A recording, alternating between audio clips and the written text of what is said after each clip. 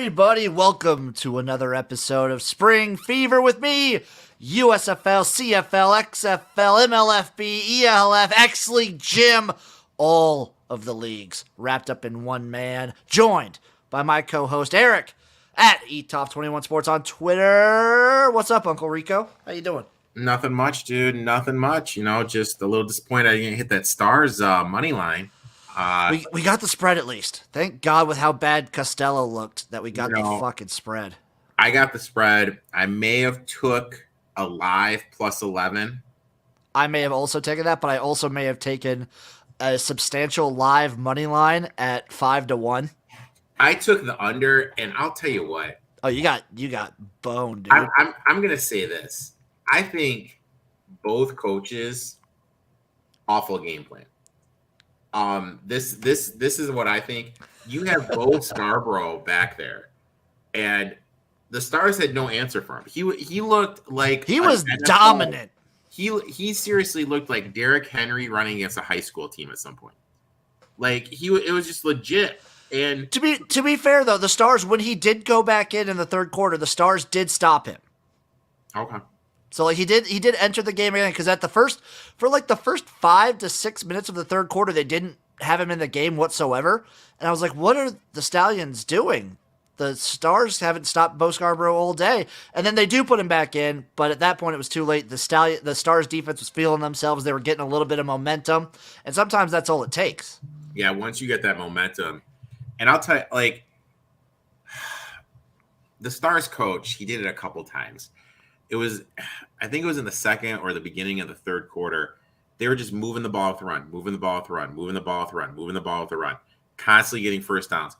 And then you call on first down, not even a play action, just a drop back, incompletion. Second down, another pass, sack. Now you're way behind the change. My philosophy is this. If they can't stop the run, keep running the ball. Or if you do elect to pass, it's set up with the play action. Just give me a little play action. Give me a little design there. And then when Costello came in, it's not like it was under 2 minutes. It was 3:54 left in the game. Decent field position. And you're up. Oh, no, they were down at that point, I thought. They were down. Were they down? Yeah.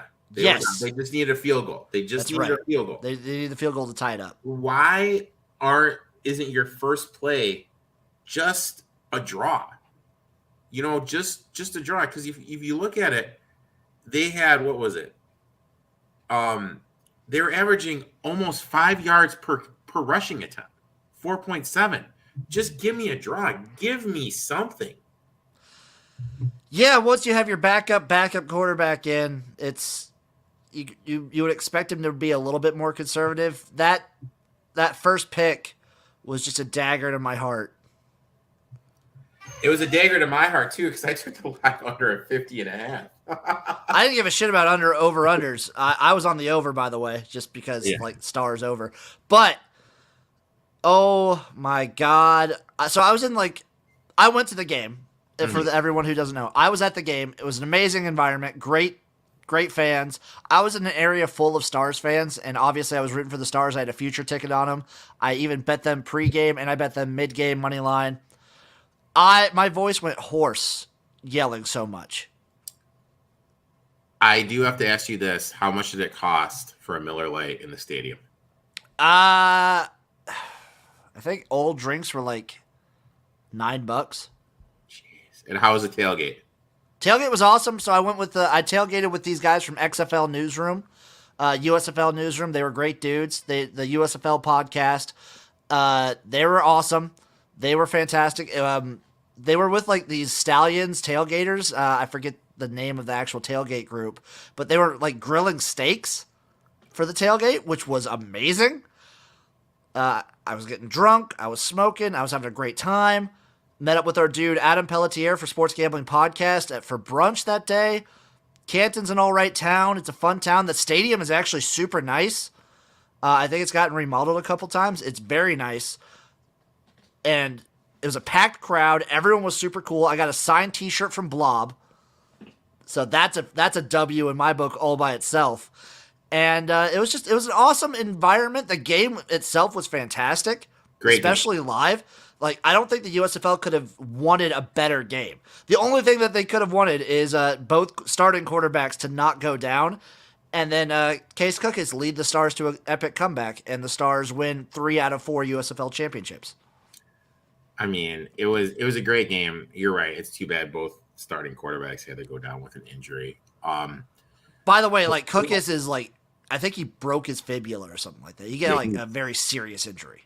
He's legitimately done. Yeah, it sucks. He's legitimately done, which is too bad for him, but unfortunately, like, injuries are part of professional football. It's part of everything. Like, we saw it in the NFL with like Alex Smith. Like, I'll root for him forever, but Case Cookis will always have that dog in him. You can't retire the dog on him, but it's unrealistic to expect for him to come back. Oh, no chance he comes back. I'm excited though for what this offseason is going to look like. Like, what is going to be different going into next year? And I'm excited for the one thing I hope they change, actually the two things, is I hope they change the marketing. I hope they do a better job marketing the product to get more eyes on it. Because if you look at the rating numbers, phenomenal numbers with minimal effort marketing. And number two, I just need a goddamn injury report. So 3 things for me. I want 3 things. Like you said, marketing. Like, this offseason, obviously there'll be a lot to tackle. I'm excited to see how they keep up the news in the offseason. Obviously, they're probably going to have players go to the NFL. That's going to be a thing that's going to happen. Some of these guys are legitimately good enough to be playing in the NFL. That, in my opinion, like, I know it sucks. Like, a lot of fans don't want to talk about it because you're losing your probably best players to a different league, which I agree. It sucks. I don't like it. But that is a selling point for these leagues. That's something that, like, boosts these leagues up. The fact that they can get players to a league that they want to play in, like the NFL. Not saying they don't want to play in the USFL, because the USFL is awesome, but that'll be a huge selling point. I'm excited to see how, like, teams fill out their rosters with players leaving, either for the NFL or certain players might just retire. That you can see off-season trades, perhaps. Maybe coaches retire. Kirby Wilson, get the fuck out of town. Coach is fired. Yeah, you can fire him. I don't think they're going to, though. I don't. I'm kind of on the train that I think he's probably sticking around. And like you said, marketing, especially once the season's starting to roll around, like, hype up your draft. Do something cool for your draft. Hype up the season. Put more ads on TV. Like, you saw what minimal effort got you. See what, like, more effort can put in, because you might be able to. You might be surprised. Like Snapchat, Instagram, TikTok, Twitter. These are all. I would advertise more on that, honestly, and then just do like 1 to 2 ads on mainstream TV. You know what I mean? Like, because the social media stuff, you just hire. Well, it's not even just that. Have local ads. I talked to multiple people in Canton that didn't even know the game was happening until like 2 days beforehand. What? Yeah. Wow. They did a terrible job of, like, advertising in the market where the game is happening. And, like, I'm expecting next season, I sadly, like, they need to get to the home market sooner rather than later, but I suspect season 2, I think they're still going to do hubs. Because the team, everything, TV's the only thing that matters. But with the way Canton showed out, I think Canton as a northern hub could work. That stadium's small. It's not very big. And it, like, people in that kind of town, they're also looking for something to do. It's a football town. Not much to do in the spring and summer. I thought you were going to say there's not much to do in Ohio. I mean, that's also true. Like, I drove to that state. There ain't shit. Yeah, But like, if they make Canton the northern hub, I could see a lot. I could see that as a very good deal. I like that idea, like having a northern and a southern hub, and I think you hit the nail on the head. There's, like, Canton's a football town, small stadium, so it'll at least give the perception there is a lot of people there. I like that idea a lot. I think it's a good move. USFL, great first season. I think with more effort put into marketing and some like knowing what you're going for, you have like a benchmark and knowing where you could go from here, they're going to have a good off season. Mm-hmm. I'm looking forward to the next steps they make, because honestly, I'm in. I loved it, and like I said, I always think there's a market for spring football if it's done correctly. I think the groundwork for the USFL is there. They just need to keep going in the right direction. Yep. All it takes now is some polish. You got your season out of the way. First step done. Now just polish it up, and you guys, the moon is the future. What do we think of a potential, like, next year when we see XFL, USFL, and we'll talk about this league in a little bit, but MLFB wants to get into the mix next spring too. That's a lot of stuff going on. That's a lot. That is a lot of stuff going on. Nonstop football, 24/7, 365. I love it. The only issue I see is I don't know when MLFB is going to like try and start their season, and I don't foresee them being able to do it when the other leagues are going on. Yeah, that's the one thing. Like, if how can I say this?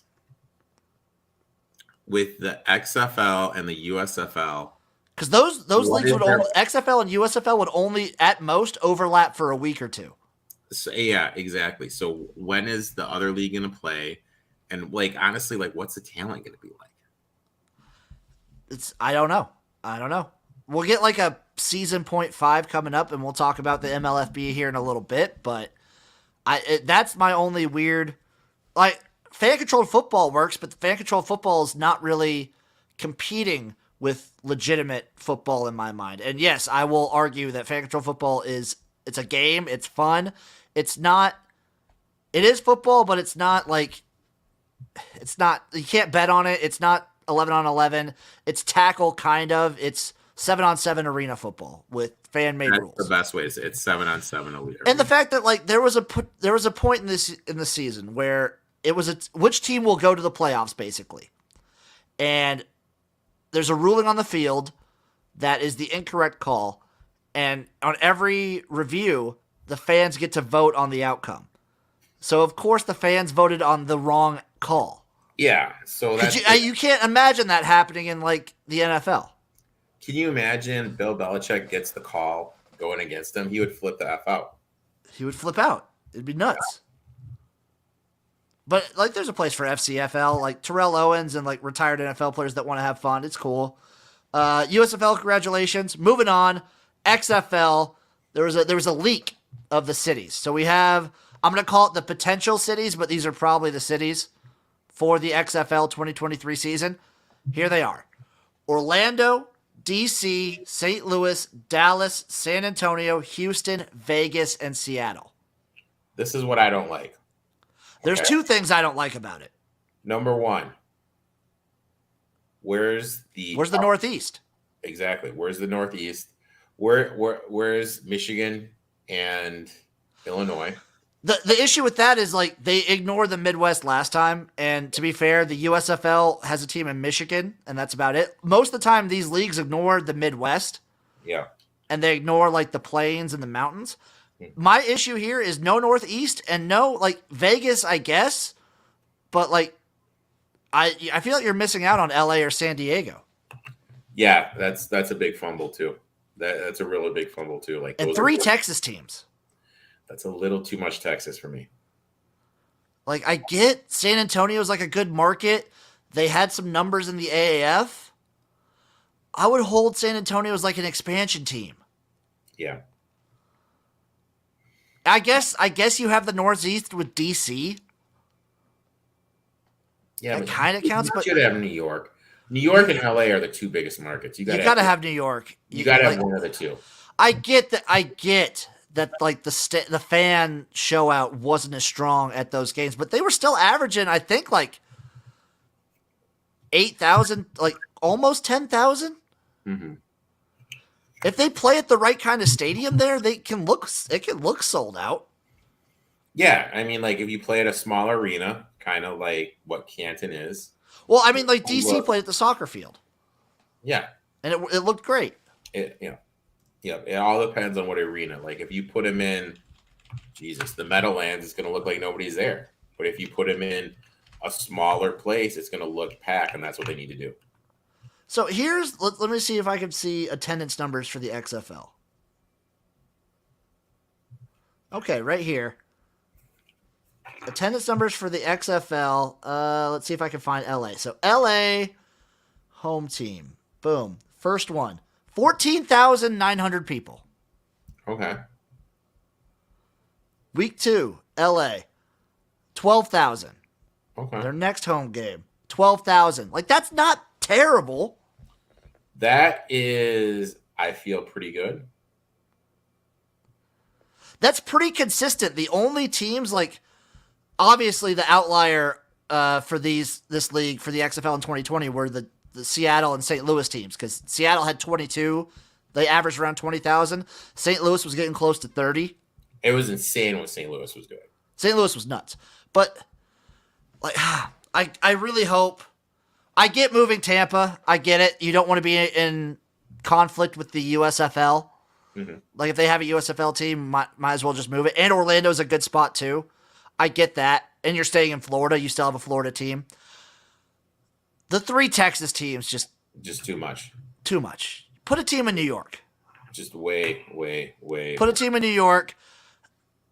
You don't need a team in LA. I get it. You can maybe have them as an expansion. If you have Vegas, that's kind of close. I get it. What about, I'm looking up stadiums right now. Like, I'm trying to figure out. Well, like, so the Guardians here, I can even list off the fucking Guardians home. Like, the Guardians first home game. Let me see where they were at. Bam. First time, 17,000. Second game for the Guardians, 12,000. Next game for the Guardians. Where are you at? They only play 2 home games? That sucks for them. 12,000. Yeah, they only did play 2 home games. That sucks. But 17,000 and 12,000, the only reason the Guardian people like shit on the Guardians in LA crowd sizes is because guess what? The Guardians, they were playing at MetLife. Which makes everything. Yeah. So case in point, New York. I'm looking at it right now. Why don't you play where Columbia plays football? Yeah. You know, I'm looking at it right now, Wayne Stadium. Well, that's what like Houston was playing where the Houston Cougars play. They were playing at the College Field. Yeah, so it just looks like there's more people there. And I'm looking at it right now. How this stadium is, it's going to look packed on a TV. And it's, you know what I mean? Like, problem solved from New York. You're welcome. You're welcome, The Rock. You can cut me a check anytime. Like, those are my 2 issues. I would take San Antonio because I want to keep, like, as many original teams as possible. I would take San Antonio, put them back in New York. Keep the Guardians. Yeah, I agree 150% with that. I really hope, like, these are potential cities, and, like, maybe that's why we haven't gotten any real information yet. Maybe this changes. I mean, these cities are fun. I'll still be rooting for it, but I am disappointed that there's no Northeast representation.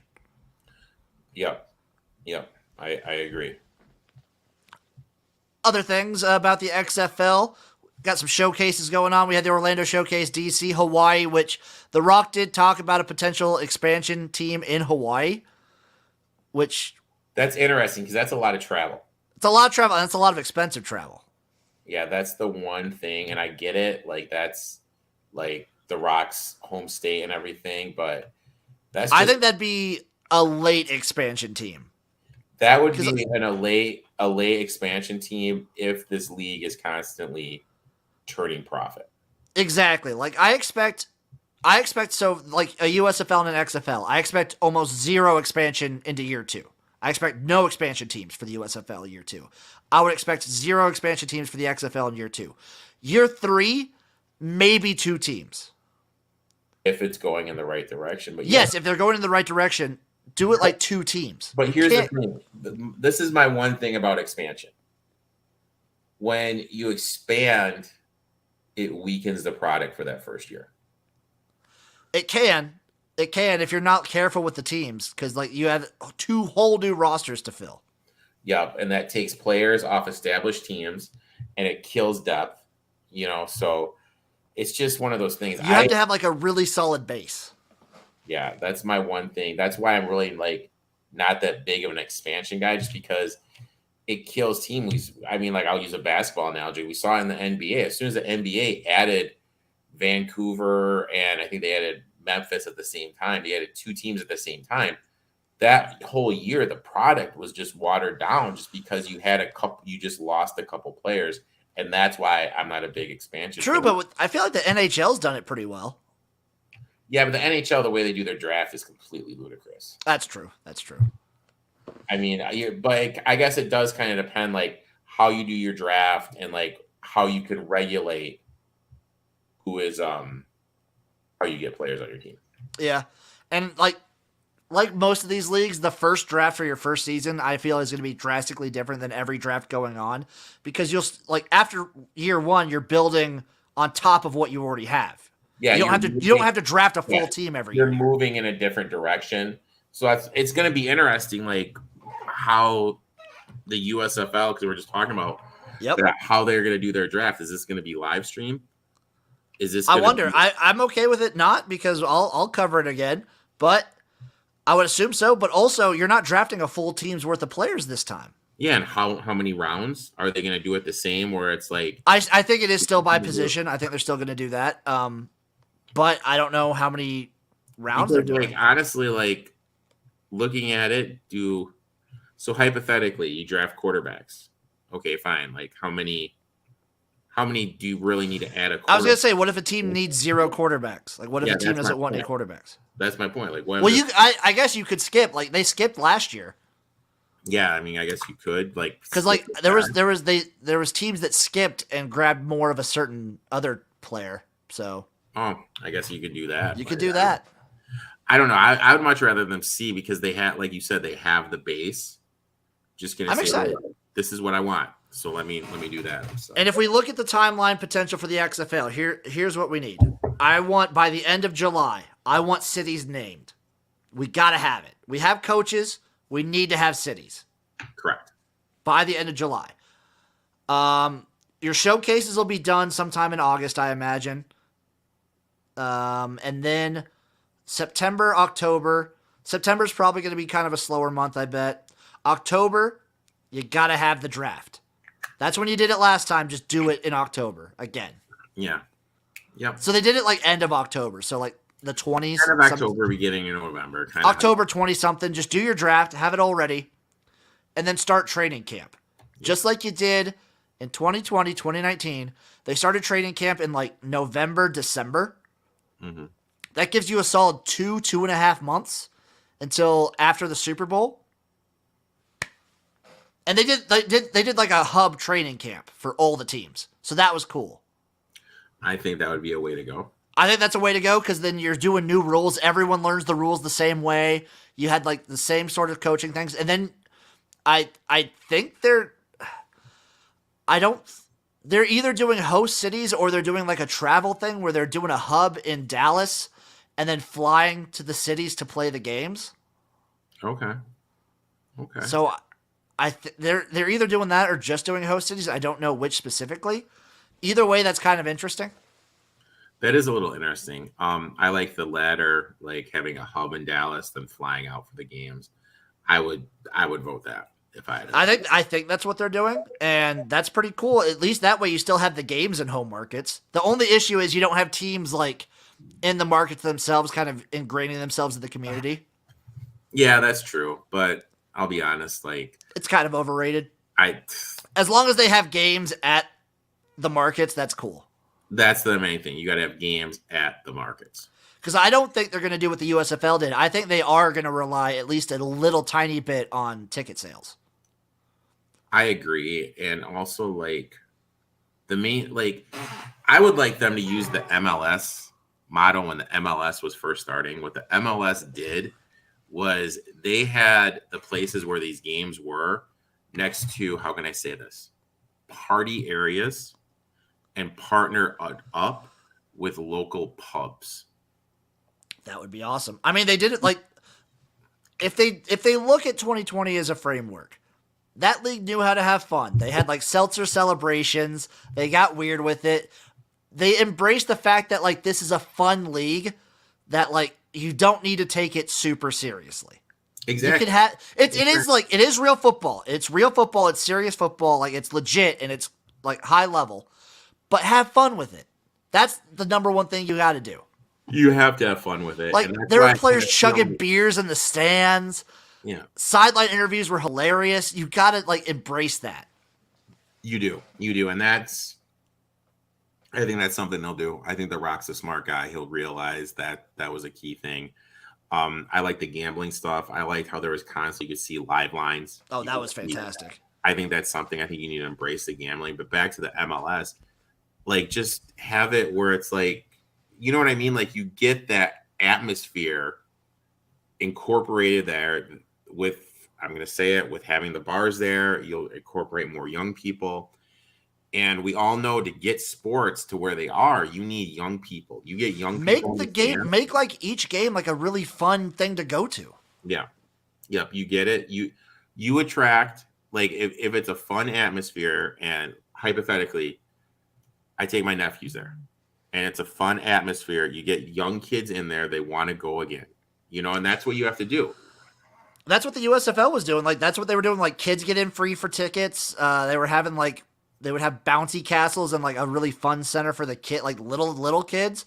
The XFL, I agree, has to do like some sort of like party community reach out at the very least. Yeah. I'm excited. I hope we get more news soon. Have better marketing than the USFL did this year. Please, please have better marketing. Please have better marketing. And we love you, USFL, but your marketing was trash. We love you, USFL, and I would love if the players' DMs that I'm slipping into would just give little Uncle Rico a little reply and come on here in one of the next. I'm gonna have to start DMing people too now that the season's done. Hey, you ready to talk some CFL, some Canadian football? You know what? I am ready to talk some CFL, and I cannot wait to talk Blue Bombers and Argos. So I actually didn't watch any single game last week because I was driving or in Canton at a shitty hotel. And by shitty, I mean like it was a fine hotel, but zero water pressure in the shower. Absolutely zero. It was brutal. So, you know what? BC against the Red Blacks. BC's offense looks legit, man. I mean, Nathan Rourke, Canadian of the fucking year. Redbacks were having a real hard time stopping him. And their quarterback, who I'm spacing on their effing quarterback's name. I'm totally. Which one? The Red Blacks? The Red Blacks. Jeremiah motherfucking Masoli? Looked like Jeremiah horseshit. Yeah, like he played awful. And like the main thing that stood out for me is they have no run game. And I understand, the run game is not really a big thing in the CFL. But it can be. It can be. You have some sort of threat. And if he's off, this team has zero chance. Yeah, the Red Blacks at this point, they are Masoli. They are solely on Masoli's back. Dude, we just had future, dude. Solely as bad as they played, they still only lost by 3 points. Yeah, they had a shot, They have a shot. So 3 games so far. I still don't know what to think of the Red Blacks because in 3 games, they played the Bombers twice and the Lions. The 2 best teams in the whole league. And the Lions are favored this week, dude. Oh, we'll get into that. We will get into that. Wow. But yeah, this is crazy. The Lions are on like a crazy upswing. Maybe my worst take of the preseason. They were my bottom team. They are looking effing. They look so good. I will bet the over in every Lions game. Every single one. They're looking absolutely phenomenal. Next game up, we had the Edmonton Elks and the Ticats. Elks won 29-25. The Ticats are the most embarrassing team. Do you know what the score was in the third quarter? No, what was it? The Tiger Cats were up 22-9 in the third quarter. That sounds about right. They're the biggest choke artists in the Canadian League. 9 in the third quarter. Look, it is what it is. The Elks picked off the Tiger Cats quarterback to clinch the game. I know this guy had starters experience, and he started 8 games last year. Yeah, Dane Evans was he showed some promise last year. I'm at this point. I'm with Brian, right? Our buddy Brian. He looks awful. No, but Brian. Yeah, so Brian last year at the end of last year they had to choose between either Dane Evans or Jeremiah Masoli. I feel like they made the wrong choice. They totally made the wrong choice. Yeah, that's pretty easy to see. Totally, and I mean, we can all agree with what we watched. The Elks are a bottom tier team. You're up 22-9 in the third quarter, and you made it to the Grey Cup last year, and you let the Elks come back to win 29-25. That defense has to be better than that. That's flipping unacceptable. That is unacceptable. Yeah, Hamilton's in shambles. Up next, the Montreal Alouettes losing 20-41 to the Saskatchewan Roughriders. I'm going to say it every time this happens. I don't even have to look at the stats. This was a good Cody Fajardo game. That's the only difference from this week to last week is Cody Fajardo played good. But I will say this, the second half, at halftime, Montreal was winning. They were up 13-11 at halftime, and then the wheels just fell off in the second half, and that's when Cody started turning on in the second half, especially the third quarter when they put up 21. Flip a coin. If it comes up good, Cody Fajardo and the Rough Riders are winning. Comes up bad, they're getting embarrassed. Those are the only two options. Getting, dare I say, boat raced. Yes. The Alouettes got boat raced this one. I think this is the only game so far out of 4 weeks the Alouettes didn't cover. Correct. This is the only game they didn't cover. But you did hit that over, dude. Oh, dude, I hit the over, and I think every single game this week. Dude, I'll tell you what, this last game, and now Bombers, Argos. So the Argos, they were moving the ball, but dude, they kept on shooting themselves in the foot in the first half. Pick six, interception that turned into a touchdown. Get down 14. In the, I believe it was the third quarter or the beginning of the fourth, drove down, past the goal line, intercepted. They just constantly kept shooting themselves. And then the thing that just absolutely blew my mind, Jim, absolutely blew my mind. And don't get me wrong, I was sitting on the over 42, and I did have Toronto plus the 5. They go down to score to make it 23-22. And I'm thinking in my head, I'm like, you have less for a minute left, and you literally scored. I always feel, dude, you're the underdog. Go for effing 2, man. Go for 2. Get the lead. They're going out to kick the extra point, and I'm sitting back drinking Milwaukee's finest, aka Miller Lite, saying to myself, they're going to make the field, they're going to make the extra point, and I'm going to lose this plus 5 somehow in overtime. They're going to get a touchdown. That's what was going through my head. And I'm spacing on Toronto's kicker, but God effing bless him, dude. He shit out of that extra point. You know, Uncle Rico got the 5, got the over 42. But I don't understand, like, why don't you just go for 2? And as reminiscence of, I believe it was week 1 or week 2, when Montreal had that chip shot field goal to win the game against Toronto. And he shanked it. And you see it all the time in see it all the time, I feel, in like NFL, CFL, all these leagues. Like, coaches play so conservative sometimes. Yeah, I mean, like, don't get me wrong, like, I'm not a big proponent of like chasing points. I hate chasing points. But in the fourth quarter, or in this situation, when you have a chance to effing win the game and put some scoreboard pressure on, I'm all about doing the chase and going. Lay it on the line. Go for 2. You know, let your hair down and just go for it. Exactly. You ready to pick some Week 5 games? You know what? I am ready to pick some Week 5 games. There's one game that Uncle Rico absolutely loves. Okay. But last time that happened, the Tiger Cats totally screwed. Well, no Tie Cats this week, though. So no Tie Cats, so we're good there. Game number 1. Thursday, was it Thursday night? Yeah, Thursday night football, baby. The Calgary Stampeders heading over to the Edmonton Elks. Stampeders are -3.5 favorites with an over-under set at 52, plus 150 on the money line for the Elks. Oh, my God. This is a tough one for me, dude. I think last time these guys played, it was like +9, I think, on the Elks. This one was a pretty big one. I think the Elks were like getting like 8 or 9. It was something nuts. Closed at 7.5. You know, we were able to get that one home. My thing, Stampeders coming off a bye, Elks coming off a win. They shouldn't have won. I would lean Stampeders, but I just that 3.5 sucks. I hate This is kind of a rivalry game too. It's the over under right now is at 52, juiced up to minus 115 according to Bet Online. I might take an under there. If I get a 52.5 or a 53, I'm definitely gonna take an under. But right now, this is just a pure stay away for me. I am going to take the under in this game. And if I have to lean one way, I guess I lean minus 3.5. Such a shitty number. Such a shitty number. Yeah, it's not a great number. It's not a great number. But if I lean one way, I lean that way. Maybe you can work in like a Calgary money line if you parlay it with like, I don't know. I don't like any of the favorites money line this week.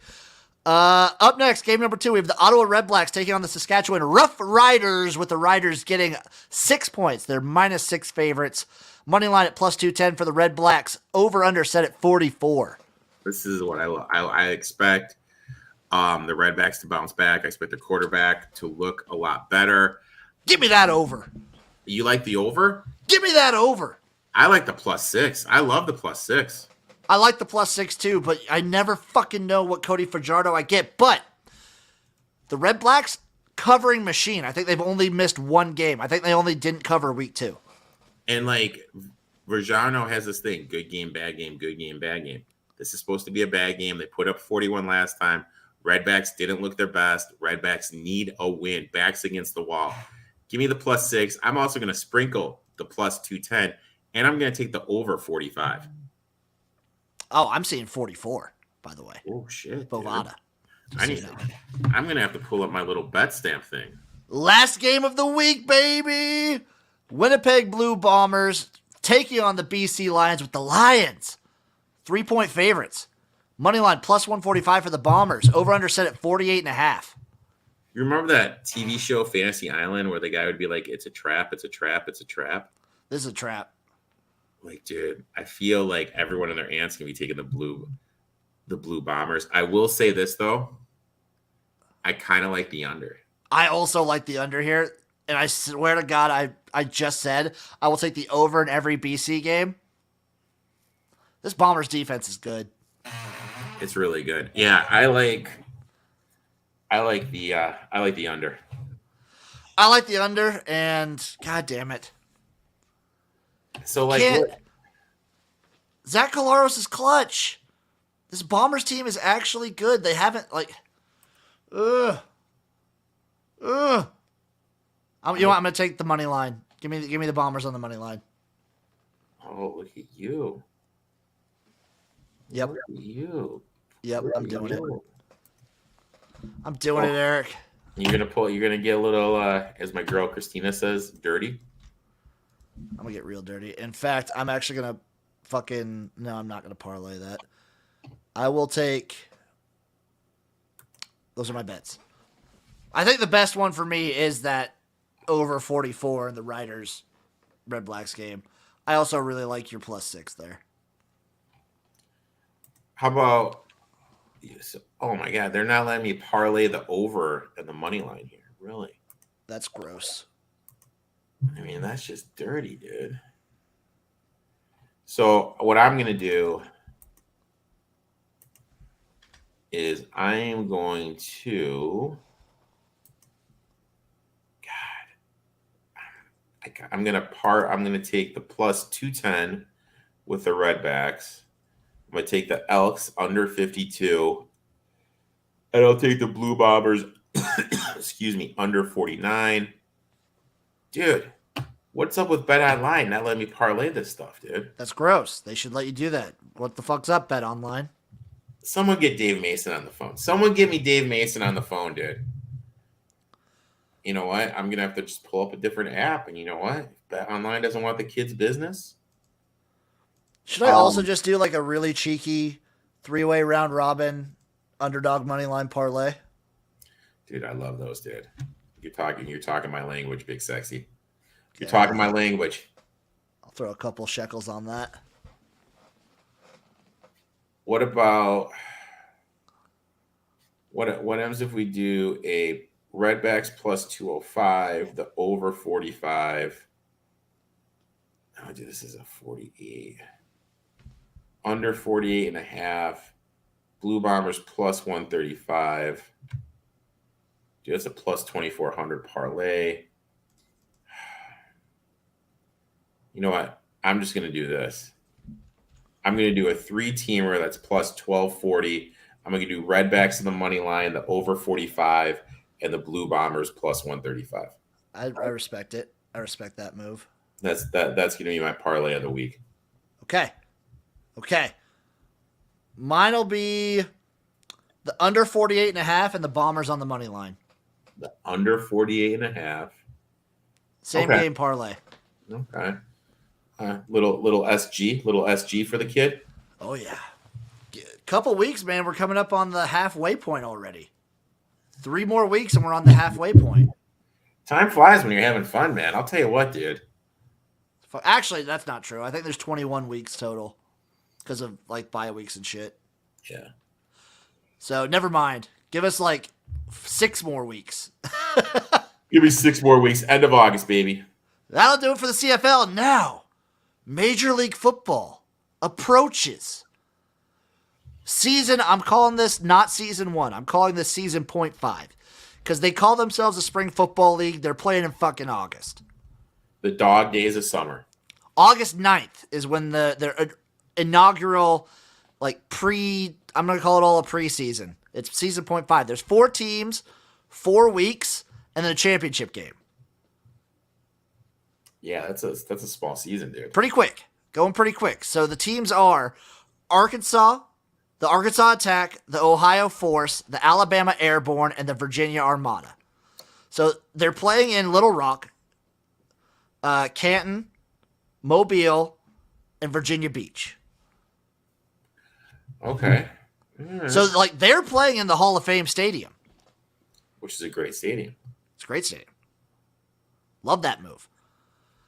What do we think of MLFB? I wonder if we'll even be able to bet on these games. I swear to God, if I can't gamble on this, I'm going to be very upset. I bet you we are not going to be able to gamble. I bet you it's going to be hard to find it on TV. Yeah, they haven't announced like a TV deal yet. They got to be doing if they're getting Canton, Ohio, if they're getting like these legit stadiums, like they're playing at War Memorial Stadium in Arkansas. All I know is I just Googled the Virginia Beach Sportsplex. Have you seen a picture of this bad boy? No. Bleachers on half of it. Looks like soccer field on it in the middle of a field. That's okay. Cool. Whatever. I like that. I respect that. I respect that. I mean, I respect War Memorial Stadium is fucking huge, isn't it? Yeah. How much? I wonder how much that holds.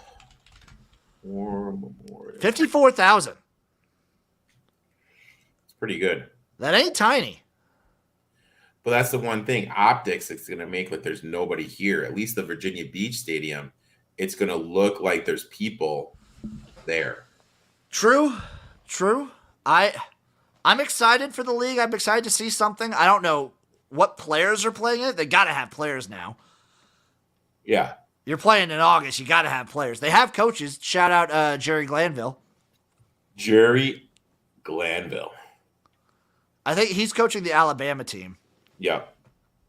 And I'm excited. I want to be able to bet it. And they haven't announced like a TV deal yet. I expect to hear something soon from our boys over at Sports Gambling Podcast. They're the ones really covering it the best, in my opinion. I expect to hear something. And I want gambling. I want lines. Hopefully. I want lines on MLFB, baby. Oh my God, the Alabama team, that's the South Alabama Rock Stadium. That place, I think so, yeah. That place is pretty big too. So, excuse me. Yeah, they have some pretty big. They have some legit stadiums. It's a wham bam league. It'll be here and gone before you know it. Yeah. This is my only thing. Is this?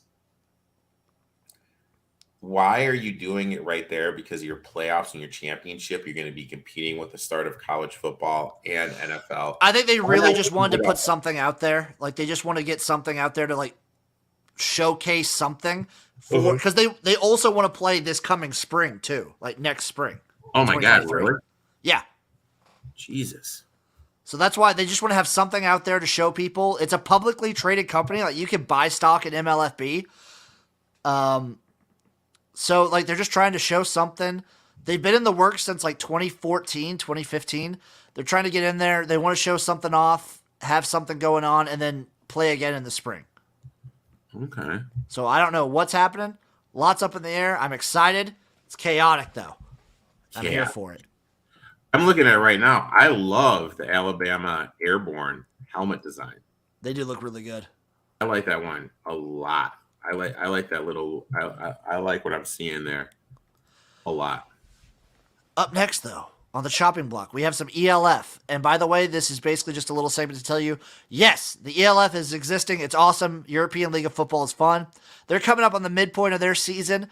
Next week, we will do a full recap, deep dive into the ELF. We will give you guys what you want for the ELF. Maybe we'll even come up with some futures. Maybe I'll even make some futures lines for the ELF. Could be fun. Okay. Could be real fun. Put a little gambling twist on it for the ELF, baby. Shout out the Panthers Reclaw. That's my team. Okay. All right. And last little bit of spring alternative football news, because it's not spring, it's fall. X League, our favorite league of Japan, starting up September 10th. That's the start date. Looking forward to it. Looking forward to rooting on our boy J Will. I feel like we got a friend out there, and I feel like if they make it to the Rice Bowl, you and I should dude, we should fly out to fucking Japan. Jesus, dude, could you imagine if he wins it and us three just hit the town? Oh, dude, legendary. I mean, it's gonna be like The Hangover, dude. It'll be amazing. I'm gonna be the guy that gets lost in the ice. We have time. We should try and get more X League people on too. Yeah. You and me, we need to hit the DMs hard. You know what? I did have a couple guys. I felt like a douche because one guy said he just got cut when he replied to me. So. Oh, that sucks. So let's hit the DMs. We'll be hitting DMs. USFL's done. FCF's done. ELF is in the mid-season, but X League is approaching. There's people I want to reach out to. So be on the lookout. We got a lot going on. Also, as a fun football thing. Oh God, I don't know. Nah, never mind. I have so many ideas going on in my head that there's weird shit leaking out from other shows. So anyway, that'll do it for this episode of Spring Fever. Eric, my man, what do you got going on in your life? Well, every Tuesday, I have this little live show called the ETOF 21 Sports Show. Had our debut episode early in the week. It was awesome. I checked it out, by the way. It was great. Oh, thanks, man. Next week, we are going to start our dives into divisional football. And Mike, your friend Mike, is going to come on, and we're going to talk a little AFC West. Gino's going to give a horse racing bet, and I'm going to tell you what fantasy football wide receiver, no bueno this year. I'm going to tell you which one to avoid. Podcast drops in a couple days on Friday. Brandon's going to talk NASCAR. You're going to talk CFL. I'm going to talk Kevin Durant. And earlier today, yesterday. Maybe it was 2 days. I don't know. My days are blurring together. This is coming out Thursday. We're here Thursday, unless you're listening to it on a Friday. So, I think it was Tuesday night. Kyle, Gino, and I for BTV did an an East preview for the I think you guys did the AFC East, right? AFC East, yeah. Sorry, long days, man. A lot of stuff going on here in the Chi. So you're a busy man. Everyone knows what I got going on. I got videos on videos stacked up. I got my USFL trip video coming out. If not this week, early next week. I've got my XFL showcase video in the works. There's a lot going on. It's a whole talent show scenario. Follow Eric at ETOF21 Sports on all social media. Twitter, YouTube, Twitch, Instagram, TikTok, the whole shebang. Follow me at XFL Jim and follow the show on Spotify, Apple Podcasts, wherever you get your podcasts. And love you guys. Fucking peace out.